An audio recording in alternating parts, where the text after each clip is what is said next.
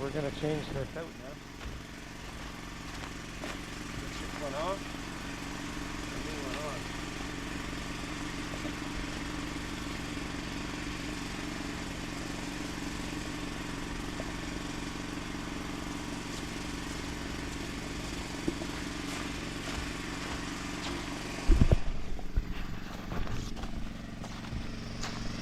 Other problems we had was water was permeating too fast into the soil here and getting through the walls of the greenhouse inside.